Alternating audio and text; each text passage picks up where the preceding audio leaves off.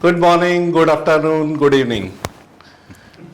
Today we will talk about a topic fundraising, and you must have heard about basic कि how to raise funds, going to bank, किसी मारवाड़ी से उधार लिया, किसी investor का पैसा डलाया। आज हम लेके आएंगे राजेश शुक्ला जी को, जो कि आपको नए नए तरीके बताएंगे कि क्या क्या टाइप के फंड हो सकते हैं। Welcome sir. नमस्कार संदीप जी। नमस्कार, बताइए संदीप जी। सर, मैंने अपने दर्शकों को बताया कि आप देसी तरीके तो सब जानते हैं, बैंक के पास जाना, इन्वेस्टर के पास जाना, एचआरए के पास जाना, पैसा उठाना। आपसे मैंने बहुत नए नए तरीके सीखे हैं। Today we will take one और two topics. One is like CLN। Please explain what is CLN। Sandeep ji, CLN का मीन्स है क्रेडिट लिंक नोट। पहले अगर आपने ध्यान दिया होगा, अभी आपने जब इंट्रोडक्शन दिया कि आप पैसे बैंक से लेते हैं, मारवाड़ी से लेते हैं, तो मारवाड़ी में क्या होता था, पहला एक पर्ची लिखी जाती थी, उसको क्या बोलते थे, जबान। महेश्वरी जी ने जबान दे दिया, शाह साहब ने जबान दे दिया, पठारे ने जबान दे दिया, पाटिल ने जबान दे दिया, पवार साहब ने जबान दे दिया, ठाकरे साहब ने जबान दे दिया, ठाकुर साहब की जबान बहुत चलती थी, लाला की जबान बहुत चलती थी। तो जो जबान है उसी को मॉडर्न लैंग्वेज में क्रेडिट बोलते हैं कि आपकी क्रेडिट इतनी अच्छी है, आपकी रेटिंग इतनी अच्छी है कि आपको कुछ और की जरूरत नहीं है। जैसे अगर आप देखें कि हम लोग जो इन्वेस्टमेंट बैंकर हैं, हम लोग की क्रेडिट इतनी अच्छी है कि हम लोग ट्रेड फंड में 100 करोड़ 200 करोड़ रुपए ले लेते हैं 4 पेज के एग्रीमेंट पे। वही 100 करोड़ रुपए आप इंडियन बैंक में लेने जाते हैं तो आपको 40 किलो पेपर बनाने पड़ते हैं। 3 महीना बाप की गारंटी दो, बीवी की गारंटी दो, चाची की गारंटी दो, दोस्त की गारंटी दो, घर के पेपर लाओ, फैक्ट्री के पेपर लाओ, दुनिया भर के पेपर लगते हैं।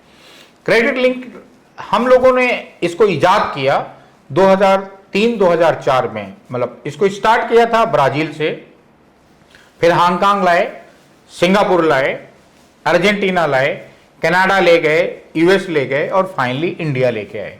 क्रेडिट लिंक नोट में क्या होता कि एक बायर होता है, एक सप्लायर होता है। मतलब 2 कॉमन जो इंटरेस्ट के लोग होते हैं, 2 लोगों के बीच में एक म्यूचुअल इंटरेस्ट क्रिएट करना। और जिसका क्रेडिट अच्छा है, अगर बायर का क्रेडिट अच्छा है तो बायर पे हम CLN डिस्काउंट कर देते हैं, सप्लायर का क्रेडिट अच्छा है तो सप्लायर पे हम CLN डिस्काउंट कर देते हैं। उसके बाद इसको सिंगल डेट इंश्योरेंस से सिक्योर कर देते हैं कि अगर बायर फेल हो गया तो इंश्योरेंस कंपनी पैसा दे देगी, सप्लायर फेल हो गया तो इंश्योरेंस कंपनी पैसा दे देती। अब इसके बीच में और एक अरेंजमेंट होता है बैंक का। बैंक इस परफॉर्मेंस की गारंटी बैंक ले लेती हैं। जैसे अगर हम हाईवे बनाते हैं तो बैंक परफॉर्मेंस गारंटी दे देता है, अगर हम सोलर प्लांट करते हैं तो बैंक गारंटी दे देता है, अगर हम पावर प्लांट करते हैं तो बैंक गारंटी दे देता। तो जो CLN है उसमें 2 म्यूचुअल लोगों के बीच में एक बिजनेस को ब्राइडर करना, बहुत बड़ा करना, उस पे इन्वेस्टर का जो रिस्क होता है वो हम रेटिंग से मिटिगेट करते हैं, इंश्योरेंस पॉलिसी से मिटिगेट करते हैं, और बैंक का जो परफॉर्मेंस गारंटी था उससे। बट एक case to case Sandeep ji decide होता कि क्या तरीके का गारंटी हम लेंडर को देंगे, जो पैसा दे रहा उसको देंगे। बट यहाँ जो इम्पॉर्टेंट चीज है कि जो पैसा ले रहा है उसको सर्विसेज देनी है पैसा देने वाले को, और वो सर्विसेज उसके पास होनी चाहिए या उसकी कैपेसिटी होनी चाहिए अरेंज करने की। अगर आप देखेंगे तो ऐसा हमने इवन रिलायंस इंफ्रा में दिल्ली आगरा रोड के लिए किया था। एरो सिटी जब दिल्ली बन रही थी, IGM मलेशिया की एक कंपनी थी जो बना रही थी, तो उसको हमने रिलायंस से, स्टेट बैंक के और पंजाब नेशनल बैंक के थ्रू ऐसा ही परफॉर्मेंस गारंटी दिया था, और IGM ने पूरा बना दिया। बना देने के बाद फिर IGM को हमने रेटेड पेपर इशू किए और उससे पैसे दे दिए। तो ये इस तरीके से होता है Sandeep ji. Basically credit link note की आपका नेट वर्दी है कि मतलब आपकी जो जबान दे रहे हैं, जो आप प्रॉमिस कर रहे हैं कि ये काम आप करके देंगे, ये डिलीवर करके देंगे, उसके बेसिस पे आप पैसा रेज कर देते हैं। यस संदीप जी, यस, सही कहा आपने, सही पकड़ा, एकदम सही पकड़ा आपने। तो इसमें कुछ लिमिट वगैरह है कि कितना मिनिमम पैसा रेज करना हो तब उस पर जाना चाहिए, या कोई अपर लिमिट है कि इससे ज़्यादा रेज नहीं कर सकते इसमें हम लोग? संदीप जी, मिनिमम 2 मिलियन होना चाहिए, मतलब आज की डेट में बोले तो 15 करोड़ मिनिमम होना चाहिए। मैक्सिमम फर्स्ट रेंज में 300 मिलियन से ज़्यादा नहीं होता है। 300 मिलियन अगर आज की डेट में पकड़ें तो करीब करीब मोटा मोटा देखें तो 2500 करोड़ रुपए होता है। तो 15-16 करोड़ से 2500 करोड़ होता है। प्रोसेस करने में, बनाने में करीब 3 महीने का टाइम लगता है। 3 महीने के टाइम में आपका ड्यू डिलीजेंस, आपका प्रोडक्ट, आपका इंश्योरेंस, आपकी रेटिंग, आपके बैंकर से मीटिंग, ये सब करके फिर एग्रीमेंट बन जाता है और आपको एक स्टॉक में पैसा आता है, एक साथ में आपके बैंक में पैसा हिट करता है। इसमें कुछ ड्यूरेशन है कि कितने टाइम के लिए ये इशू किया जाता है? मिनिमम 11 महीना होता है। हम इसको रिन्यू कर सकते हैं 5 साल तक, और डिपेंड करता है, अगर आप रोड इंफ्रा में हैं तो 3 से 4 साल तक का भी पैसा होता है, पावर में हैं तो 7-8 साल तक का पैसा होता है, बट मैक्सिमम 8 साल का होता है और मिनिमम 11 महीने का होता है।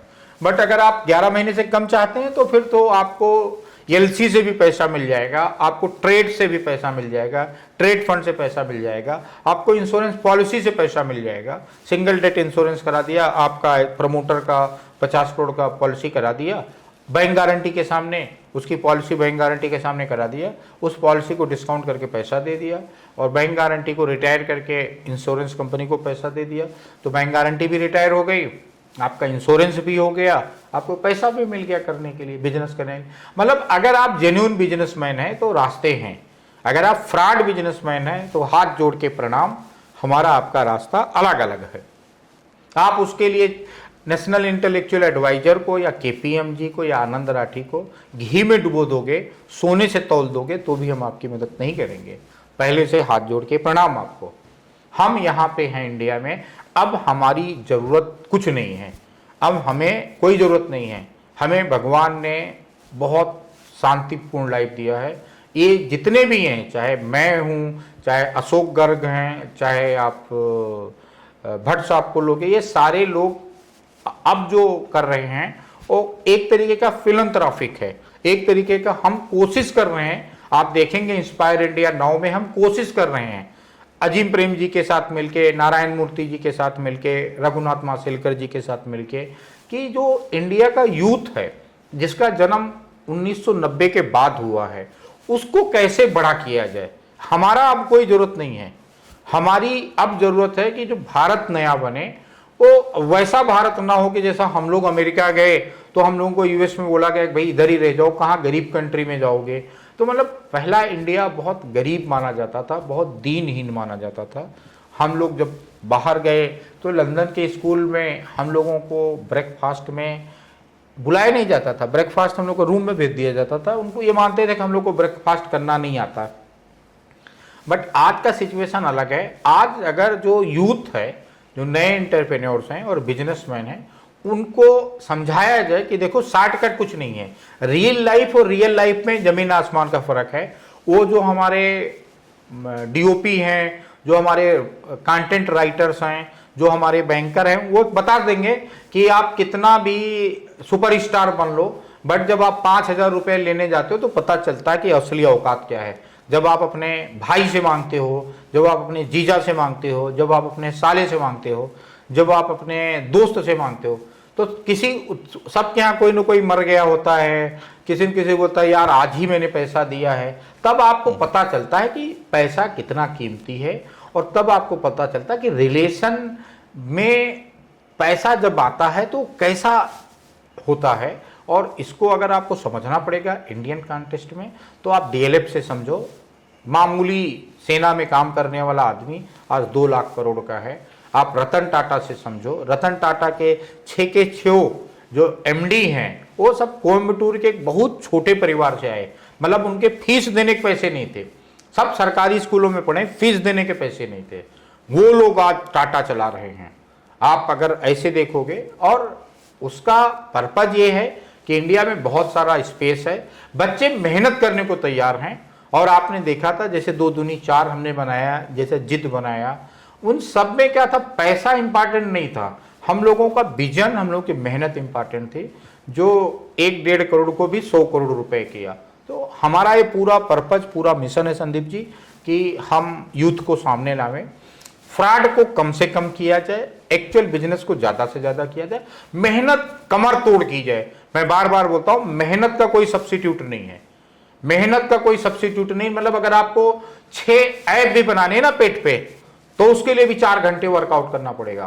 तो और वर्कआउट करने के बाद पैसा नहीं मिलेगा, वो वर्कआउट करके ऐसा हाथ करके वैसा हाथ करके फोटो शूट देना पड़ेगा, तब कोई आपको पैसा देगा।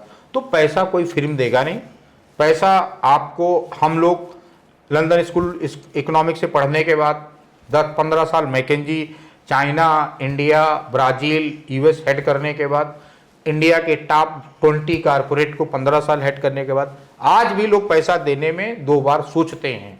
तो जब आप अभी से बिजनेस शुरू कर रहे हो, पैसा मुश्किल से मिलेगा, बट आपको समझना पड़ेगा कि अगर कंसल्टेंट आपके अच्छे नहीं है, इन्वेस्टमेंट बैंकर आपका अच्छा नहीं है, आपका सीएफओ अच्छा नहीं है, तो आपका सीईओ अच्छा नहीं है, तो जितनी मेहनत करनी कर डालो। गाड़ी का टायर खराब है, गाड़ी आपकी 500 सीसी की होगी या 1000 सीसी की हो, वो अगले जो सिग्नल है ना, अगले सिग्नल पे खड़े होके बीड़ी ही पी रहे होगे, बाकी कुछ नहीं हो सकता। ये आप सोचो कि आप पूना पहुंच जाओगे, ये समझो कि आप सूरत पहुंच जाओगे, नहीं पहुंचोगे। दहिसर चेकनाका पे या पनवेल चेकनाका के वासी पे बीड़ी पी रहे होगे। यही हाल बिजनेस का है। Business is a journey.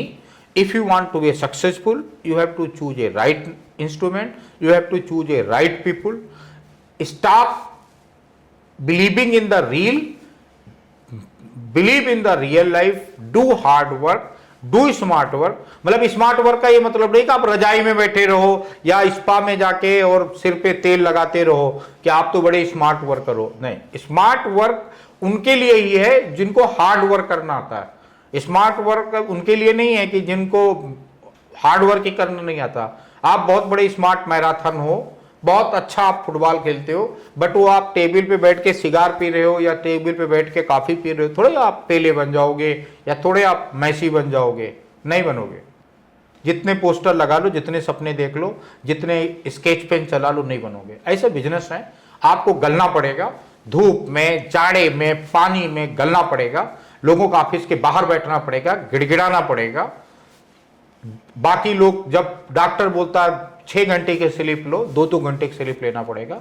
हम जितने भी लोग हमारे साथ थे, उनका सबका नाम बता सकता हूं, चाहे आप विजय भास्कर रेड्डी ले लो, सुरेश रेड्डी ले लो, मैं ले लो, हमने सब ने 18-18 घंटे मेहनत की है। हम लोग रात में 3 बजे मुंबई आते थे, सुबह 7 बजे ब्रेकफास्ट मीटिंग करते थे। हम लोग रात में 3 बजे तक मीटिंग करके 5 बजे की फ्लाइट पकड़ के जाके वापस सिंगापुर मीटिंग करते थे। तो ये सब लोहा को 1500 डिग्री टेम्परेचर में गर्म करना पड़ता है, गर्म करने के बाद हथौड़े से कूटना पड़ता है। यहाँ मेरा हथौड़े से कूटने का मतलब है हार्ड वर्क, गर्म करना स्मार्ट वर्क, फिर ठंडे पानी में डालना स्मार्ट वर्क, फिर वापस हथौड़े से डालना हार्ड वर्क, उसके बाद स्टेनलेस स्टील निकलता है। ना कि आप मिट्टी गमले में रख के और बैठे रहोगे भाई इससे स्टील बन जाएगा, नहीं बनता संदीप जी। थैंक यू राजेश जी, आपने इतने अच्छे से सब चीज़ें समझाई है, तो मुझे लगता है लोगों को काफ़ी पसंद आएगा। Thank you. Thank you Sandeep ji, thank